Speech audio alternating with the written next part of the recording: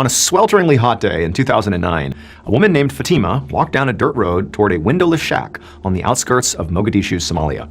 She was holding the hand of her 17-year-old son, Abdi, and as they got closer to the shack, she kept squeezing his hand tighter and tighter because Fatima was afraid.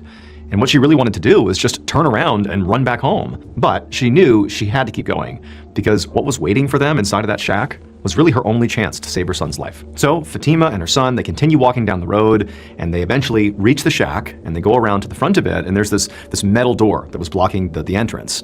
And Fatima, took a deep breath to steady herself, and then she knocked. And a few seconds later, a man opened the door. The man quickly greeted Fatima, but then with a very grim expression, he looked at Abdi, her son, and he pointed at him, and he said, "Are you ready?" But Abdi didn't answer. In fact, Abdi didn't even appear to be paying any attention to this man, or really paying attention to anything. He was just sort of lost in his own thoughts, looking all around. So Abdi had been a pretty typical child, but over the past few years, he'd begun acting really, really strange. It began with nightmares and panic attacks that sort of came out of nowhere.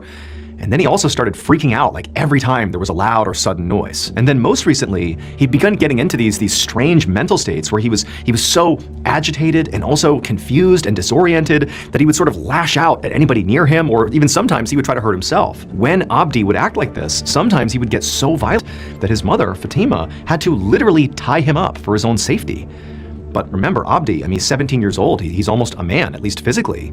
And it was becoming harder and harder for Fatima to literally restrain him. And she was just getting really scared, not just for her own safety, but for her son's safety, for everyone's safety. Now, Fatima had taken her son to every hospital in Mogadishu, but the infrastructure in Somalia had been devastated by 2 decades of civil war. And so these hospitals are really nothing like the hospitals you would see in the West. Like, these are underfunded, the training is not great for the medical staff. Like, this is not a great place to go if you have a serious medical emergency. And so they were not able to help her with her son. And for Fatima, in her life, she had seen other people with symptoms that sort of mirrored what she was seeing with her son. And she knew from having seen these people that if they didn't get cured, unfortunately, the outcomes were very, very bad.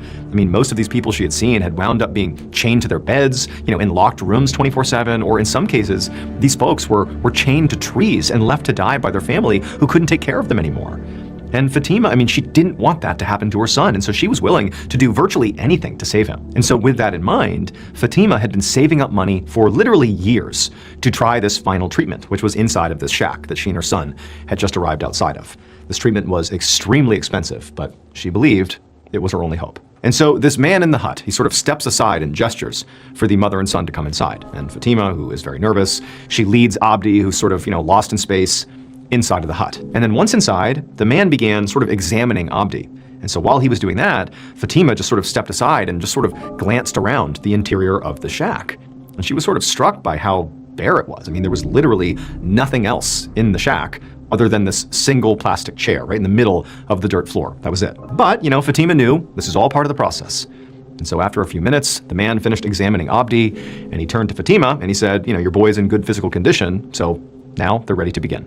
But the man said to Fatima that, he would not be the one to actually perform the treatment on Abdi. The treatment that was going to be done on Abdi had to be done by a very specific kind of healer. This healer would have to stay in this shack with Abdi overnight, maybe even for multiple nights, until they managed to remove this thing that was causing all of his problems. And so Fatima, she just nodded, and she pulled out an envelope full of cash, and she handed it to the man, and then she turned to her son, and she gave him a big hug, and told him she would come back when the treatment was over.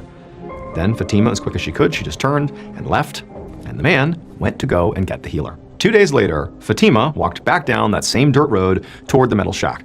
And this time, she was hopeful. She was expecting to see her son standing outside, waiting for her, grinning like he used to before, he got sick and everything changed. But instead, as she approached the shack, all she saw was that same man who was sitting in a chair outside of the shack. And when he looked up and saw Fatima, he just looked down and shook his head. Fatima immediately ran forward and began screaming like, "Where's my son? What happened?" And the man tried to restrain her as she reached the door of the shack, but she pushed past him and she opened up the door, and there, on the floor of the shack, was Abdi. And his body had clearly been slashed and torn all apart. But then before Fatima could even process this just horrific scene in front of her, she heard this high-pitched laughter coming from somewhere behind her. And she turned around, and standing inside the shack in the shadows was the healer who had done this to her son. It would turn out, after Fatima had tried desperately to get real medical help for her son, but it had not been successful, after that she was so desperate, she turned to a very dangerous kind of folk treatment. There's an old belief in some parts of Somalia that mental illness is actually caused by possession, by an evil spirit known as a jinn. This belief says that there's only one kind of healer that can see the jinn and force it out of the person. But that healer, with the special ability to do that, was not a person. The healer was a wild hyena. And the treatment consists of putting the afflicted individual in a closed, small room with said hyena for hours or even days on end. Now, there are no real statistics on just how often this treatment is done in Somalia, but it's happened enough that there's been numerous stories of patients who have been subjected to it getting injured or being killed, just like Abdi.